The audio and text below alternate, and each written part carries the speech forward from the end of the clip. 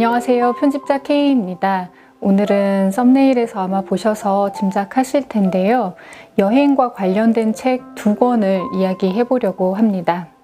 여행 좋아하시나요? 요즘 날씨가 너무 좋아가지고 정말 나 빼고 다 제주도, 나 빼고 뭐 베트남, 일본 이런 느낌이 좀 들기도 하는데 여행 가고 싶은 마음을 여행책 읽는 것으로 좀 대신해보고 있는 상황이에요.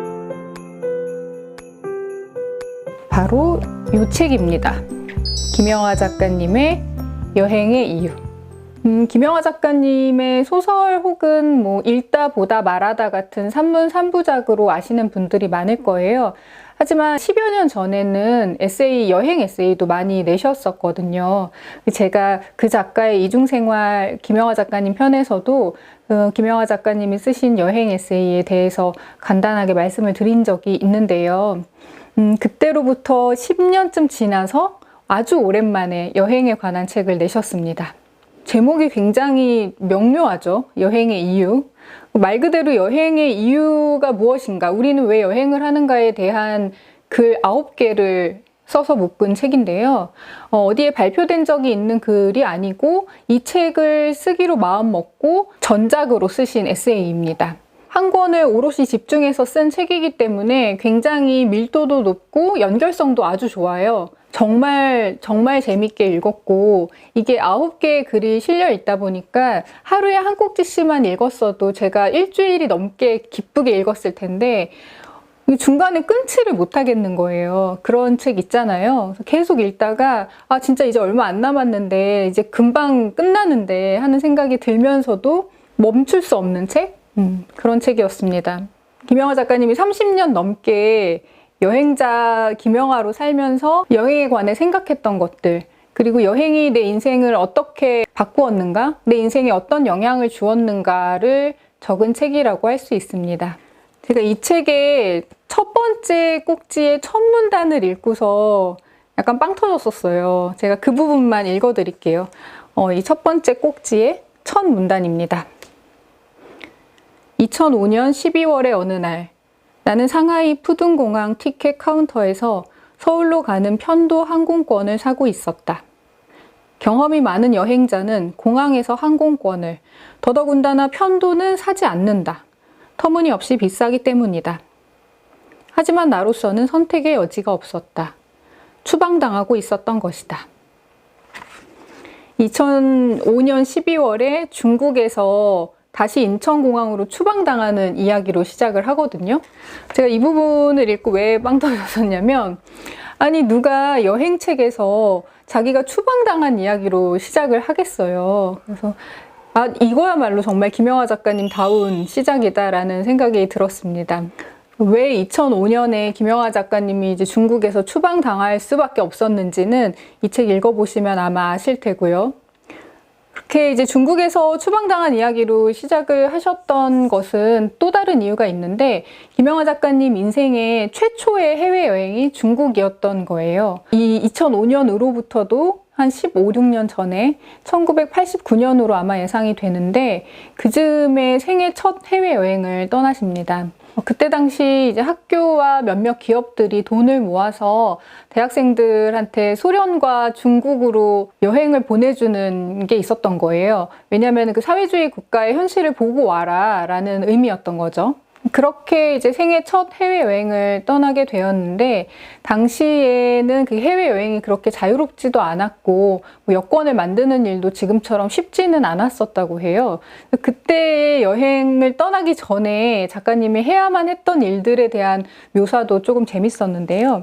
그 부분도 잠깐만 말씀을 드릴게요. 한 번만 쓰고 버리는 단수 여권을 만드는 일도 그때는 쉽지가 않았다.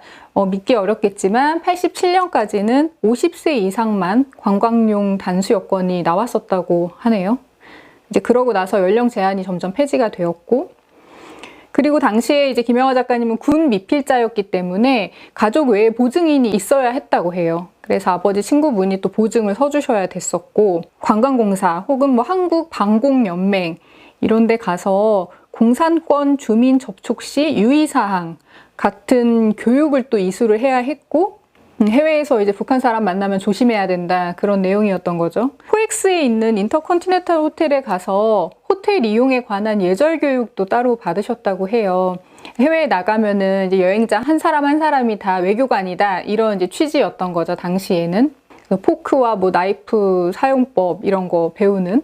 중국은 젓가락을 쓰는 나라임에도 불구하고 그렇게 떠난 중국에서 운동권 학생이었던 김영하 작가님이 기대하고 또 희망을 품었던 것과는 완전히 다른 그 중국의 실제 현실을 보게 되었고, 그것으로 굉장한 충격을 받은 기억이 첫 꼭지에 서술이 되어 있습니다. 이렇게 거의 20년 가까운 세월의 텀을 둔 두 번의 중국 이야기가 나오고요. 여행이라는 것이 결국은 우리가 어떤 것들을 보고 어디서 어떤 경험을 하고 이러리라고 생각하고 떠나지만 그곳에서 마주하는 아주 뜻밖의 다양한 일들이 있고, 그것이 오히려 내가 처음에 기대를 하고 계획을 하고 갔던 것보다 나한테 아주 강렬하게 남고 훨씬 더 큰 영향을 미친다, 이런 이야기를 하고 있어요. 그리고 이것은 어떤 이야기의 구조와도 굉장히 흡사하다라는 내용이 첫 번째 꼭지에 함께 나오는데, 그것을 추구의 플롯이라는 이야기를 하면서 설명을 하거든요. 사람들이 오랫동안 좋아해온 이야기 형식 중에 하나가 추구의 플롯으로 짜여 있는데, 그것은 이제 주인공이 어떤 외적인 목표가 있어요. 그래서 나는 이 목표를 달성하기 위해 길을 떠난다. 그런 목표를 향해서 나아가는 과정에서 내가 생각하지 못했던, 하지만 알고 보면 그 주인공 내면의 아주 깊숙한 곳에는 소망하고 있었던, 내면적으로 자기도 잘 모르는 채 추구했던 목표들이 하나 둘 그 과정에서 불러일으켜지는, 이야기가 흘러가면서 점차 그 외면적인 목표를 달성해 가는 것보다는 내적인 목소리에 귀를 기울이고 그 내면적인 목표를 끄집어내서 달성하게 되는, 그렇게 흘러가는 추구의 플롯의 이야기들이 많았고, 사람들이 오랫동안 그 이야기 구조를 좋아했다는 거죠. 생각해보면 이것이 여행과도 실제로 닮아 있죠. 우리가 뭐 3박 4일, 뭐 5박 6일의 일정을 짜서 여행을 떠나고 그 하루하루의 스케줄들을 자기 나름대로 잡잖아요. 하지만 그것이 그대로 달성되는 여행은 오히려 기억에 많이 남지도 않을 뿐더러 그 사이사이에 마주한 내가 정말 예상하지 못했던 사건, 사고 혹은 예상하지 못했던 이벤트들, 그런 것들을 마주했을 때 내가 느끼는 감정의 진폭이 훨씬 크고, 그리고 어쩌면 나는 여행을 떠나기 전부터 내면에서는 그런 뜻밖의 만남과 뜻밖의 사건들을 기다려왔을지도 모르죠. 이런 식으로 여행의 이유에는 9개라는 조금 적어 보이는 꼭지가 담겨 있지만, 그 한 꼭지 한 꼭지 안에 김영하 작가님이 떠났던 여행의 기억과 함께 그 여행의 기억이 작가인 나에게 내 글쓰기에 어떤 영향을 미쳤는지, 그리고 나아가서 그것이 내 인생 혹은 나라는 사람을 얼마나 더 깊이 들여다볼 수 있게 했는지까지 담고 있기 때문에 그렇게 두껍지 않은 책이고 꼭지 수가 적음에도 불구하고 굉장히 풍성한 독서를 했다는 느낌을 받을 수가 있었어요. 다양한 나라에서 겪은 다양한 시련들 이야기를 하시면서 그때 내가 어떤 작품을 쓰고 있었다, 이런 이야기도 하세요. 그래서 뭐 검은 꽃이라던가 빛의 제국이라던가 당신의 나무 같은 단편들이 어떤 환경에서 어떤 여행의 경험을 통해서 쓰여질 수 있었나 하는 것들도 팬으로서는 되게 재밌게 읽을 수 있는 부분이었고요. 그리고 굉장히 재밌게 읽은 꼭지 중에 하나가 김영하 작가님이 그 알쓸신잡이라는 여행 예능 프로그램에 출연하셨었잖아요. 그때 그 여행의 기억이 굉장히 이상한 여행의 기억으로 남았던 것 같아요. 알아두면 쓸데없는 신비한 여행이라는 꼭지예요. 패널 네 분이 각자 여행을 하고 그 여행한 부분들의 이야기를 나누고 그것이 이제 정리된 화면을 보는 시청자였잖아요. 근데 이제 김영하 작가님은 여기에 출연하는 출연자로서 이거 되게 이상한 여행이다 라고 생각을 했던 거죠. 왜냐면은 네 사람이 각자의 그 카메라맨과 PD가 붙어서 각자 열 몇 시간씩 한 도시를 여행을 하죠. 그래서 내 나름대로 여행을 하고는 있는데, 그리고 내가 하는 모든 행동과 모든 말이 다 녹화가 되고 있는데, 이것이 어떤 식으로 편집되어서 방송될지는 그때는 전혀 모르는 거죠. 그래서 어찌어찌 나만의 여행을 끝내고 패널 네 분이 모여서 그 다음에 하는 일은 서로가 했던 그날의 여행 이야기를 듣는 거였던 거예요. 예를 들어서 통영이다 하면은 나도 내 나름의 통영을 이만큼 봤는데 그날 저녁에 모여서 나머지 세 사람이 본 내가 보지 못한 통영의 새로운 얘기를 듣는 거죠. 내 발언이 어떤 식으로 편집될지 전혀 모른다는 점에서 이것이 굉장히 카프카적인 상황이다라고 글을 쓰셨거든요. 카프카의 성이라는 소설을 보면은 건축기사 K가 나오는데 그 K가 성을 계속 찾아가는 내용이에요. 그 사람들한테 성이 어디 있냐라고 물어보면 이 사람은 저쪽에 성이 있다. 그리고 또 이 사람은 그쪽에 성이 있다. 또 어떤 사람은 우리가 이미 성 안에 있다라고 계속 대답을 하는 그런 과정들로 이루어진 내용이거든요. 그런 식으로 김영하 작가님도 내가 여행을 하고 있지만 이 큰 알쓸신잡이라는 큰 프로그램 안에서 이 여행의 이 순간이 어떤 지점인지는 모른다는 거죠. 결과적으로 그 프로그램에 참여한 어느 누구도 그 네 사람의 여행을 전부 다 보지는 못한다는 거예요.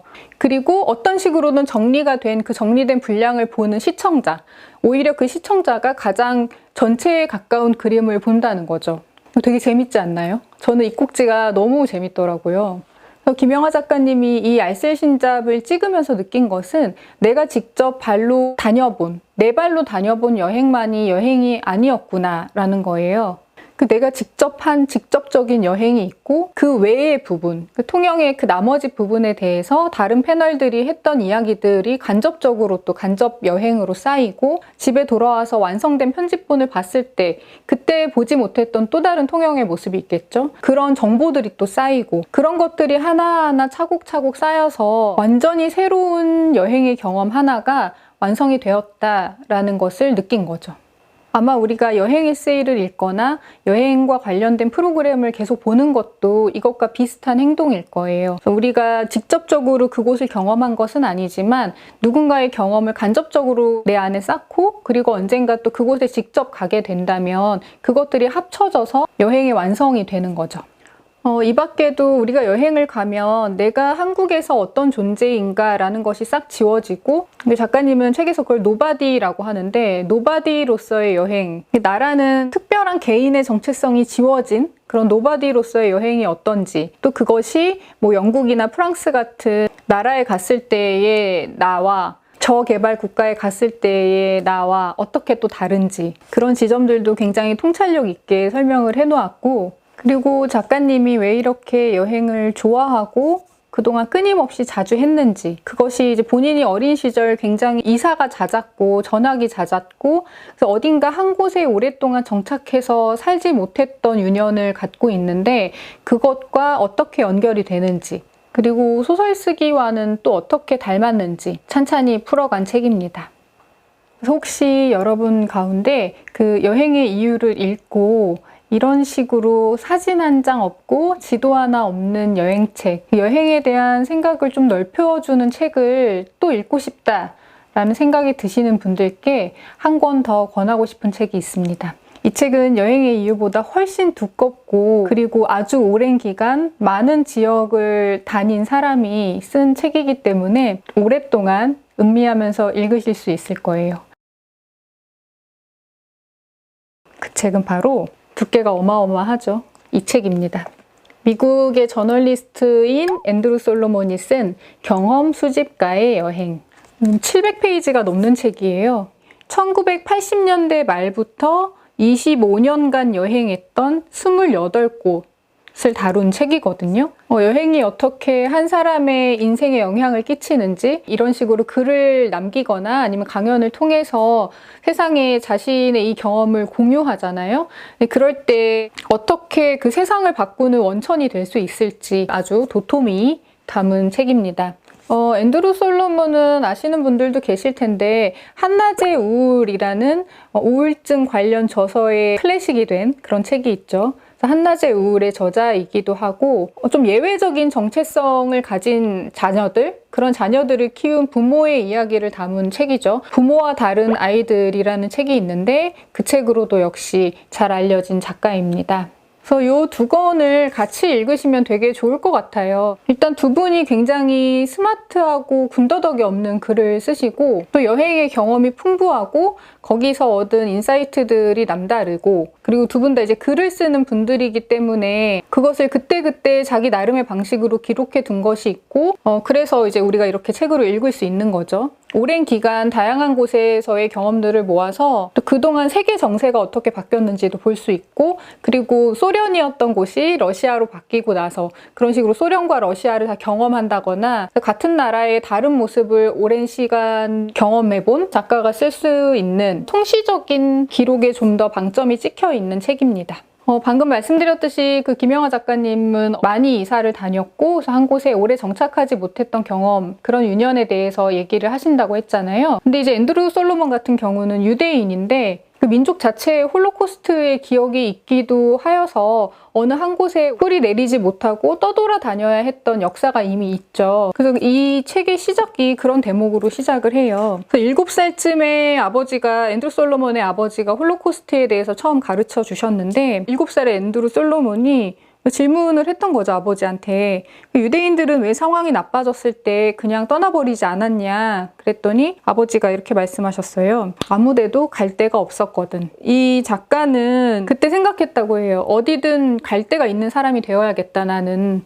집이라는 곳이 절대적인 안전을 보장하는 곳이 아니다라는 그런 어렴풋한 자각을 이미 하고 있었고, 그 자각한 씨앗이 점점 자라서 정말 여건 하나만 있으면 언제든 어디로든 떠날 수 있는 사람이 되어야겠다라는 생각을 자라면서 계속 해왔다는 거죠. 그리고 그때 아버지가 덧붙여 말하길 그렇게 아무데도 갈 수가 없었고, 하지만 그 중에 일부 유대인들은 유대인이 아닌 친구들의 도움을 받기도 했다라고 이제 덧붙이셨는데, 그 점도 잊지 않고 앤드루 솔로몬은 기억해 두었던 거예요. 그래서 나와는 다른 친구들, 나한테 도움을 줄 수 있고 내가 도움을 줄 수 있는 친구들을 늘 곁에 두고 살겠다 하는 다짐도 그때 당시에 함께 했다고 합니다. 그래서 아버지와 7살 때 나눈 이야기가 어떤 원초적인 공포의 이야기이기도 하고 사랑의 이야기이기도 했다라는 이야기로 서문이 시작이 됩니다. 그리고 아주 다양한 경험 수집가의 다양한 경험들이 나오는데 그 중에 재밌었던 거 2가지만 소개를 해드릴게요. 벵칼라라는 발리 북부의 작은 마을이 있는데 이 마을은 굉장히 특이한 것이 선천적인 청력 장애가 250년간 이어졌다고 해요. 그래서 이제 농인이라고 하죠. 농인과 청인이 같이 사는 마을인 건데 농인 부모 사이에 청인 자녀가 태어나기도 하고 또 청인 부모 사이에 농인 자녀가 태어나기도 하고, 이런 마을이 있다는 것도 굉장히 놀라웠고, 그래서 그 마을에 앤드루 솔로몬이 방문해서 농인 부부 혹은 농인과 청인 부부 또 그 사이에 태어난 자녀들의 이야기를 쭉 듣는 과정이 담겨 있고요. 우리가 흔히 생각했을 때 언어라는 소통 양식, 언어라는 소통의 도구가 굉장히 중요하잖아요. 일반적인 사회에서는 들리는 사람들 사이의 언어와 듣지 못하는 그런 사람들의 수어 언어가 굉장히 갭이 있고 완전히 다른 세상의 일처럼 여겨지는데, 이 마을에서는 그 장벽이 아주 얇은 거죠. 모두가 수어 언어를 쓸 수 있고 또 농인이나 청인에 대한 서로 배타적인 감정도 없기 때문에. 그 마을에 다녀와서 앤드루 솔로몬이 이런 식으로 써요. 벵칼라 사람들이 청각장애와 청력을 말하는 방식은 우리가 더 익숙한 보통 사회의 사람들이 키나 인종을 말하는 방식과 비슷했다. 요컨대 장점도 있고 단점도 있는 개인적 특징으로 여겼다. 그렇다고 해서 벵칼라 사람들이 청각장애의 의미를 묵과하는 것은 아니었고 장애가 삶에 끼치는 영향을 경시하는 것도 아니었다. 자신이 농인이라는 사실을 잊고 싶어하는 것은 아니었고 남들이 잊기를 바라는 것도 아니었다. 다만 그들은 듣지 못하는 것을 비정상이나 심각한 장애가 아니라 정상적인 변이의 범위에 드는 특징으로 여겼다. 벵칼라의 농인들은 지리를 제외한 다른 모든 측면에서 대단히 자유롭다. 지리가 예외인 것은 농인들의 자유가 그 마을에서만 공유되는 공통 언어에서 나온 것이기 때문이다. 장애에 대한 사회 구성주의적 모델을 살펴보고자 그곳에 갔던 나는 청각장애가 소통을 방해하지 않는 곳에서는 그것이 그다지 큰 핸디캡이 되지 않는다는 사실을 확인했다. 이 꼭지의 제목은 모두가 수화로 말할 때입니다. 모두가 수화 언어로 말하는 곳에서의 경험을 수집해 온 거죠. 이 책이 두껍고 분량이 많지만 서문을 먼저 읽으신 뒤에는 그 뒤에 차례 가운데 좀 관심이 가는 주제를 먼저 읽으셔도 전혀 상관은 없습니다. 네, 이렇게 두 권의 책 말씀을 드렸는데요. 이 두 권의 또 다른 공통점은 다른 여행 에세이들과는 다르게 여행을 떠나고 싶다, 지금 당장 떠나고 싶다 하는 마음을 들게 한다기보다는 내 여행에 대해서 나만의 기록을 좀 자세히 남겨보고 싶다, 그런 생각을 하게 만들었어요. 점점 더 기록에는 소홀해졌던 게 사실이에요. 특히 요즘은 SNS가 잘 돼 있으니까 그냥 사진 한 장 올리고 위치 태그 걸어놓고 그것으로 나중에 다시 보면은 기억이 떠오를 테니까 하고 넘어가는 때가 많았는데, 이 책들을 읽고 나니까 정말 좀 꼼꼼하게 기록을 해두고 싶다는 생각이 들더라고요. 그래서 아마 이 다음 여행은 제가 어디로 갈지 모르겠지만 그때는 조금 다른 방식의 여행을 하지 않을까? 그런 생각이 들었습니다.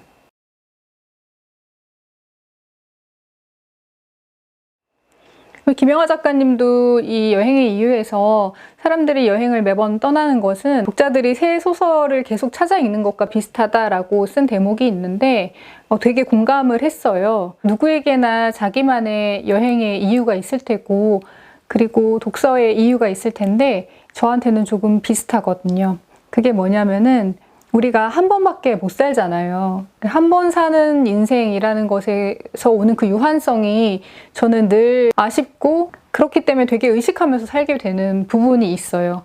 그래서 나는 한 번밖에 살 수 없다는 것에 대한 그런 강박적인 의식이 계속 소설을 읽고 또 여행을 하게 만드는데, 내가 한 번밖에 살 수 없다면 다양한 인생을 이런 식으로라도 경험을 하고 싶다, 그런 욕망이 굉장히 강하게 있거든요.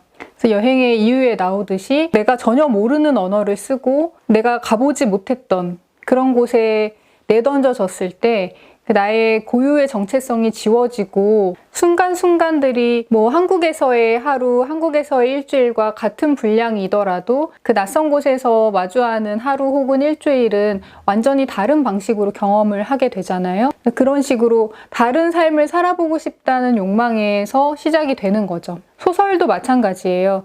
소설 역시 나는 한국에서 1980년대에 태어난 여성이다 라는 그런 조건, 그리고 역시 그 이후로 길어야 100년 정도를 살아본다 라는 그 유한성에서 벗어날 수 있는 방법은 소설을 읽는 거였거든요. 소설 속에는 다양한 인물들이 나오고 다양한 시대적 배경, 공간적 배경이 있기 때문에 그 속에서 내가 겪어보지 못한, 겪었을 수 있는 그 무수한 가능성들을 경험해보는, 그런 의미에서 저한테는 소설과 여행이 비슷합니다. 네, 오늘 영상, 오늘의 책 소개는 여기까지입니다. 재밌게 보셨으면 구독과 좋아요 부탁드립니다.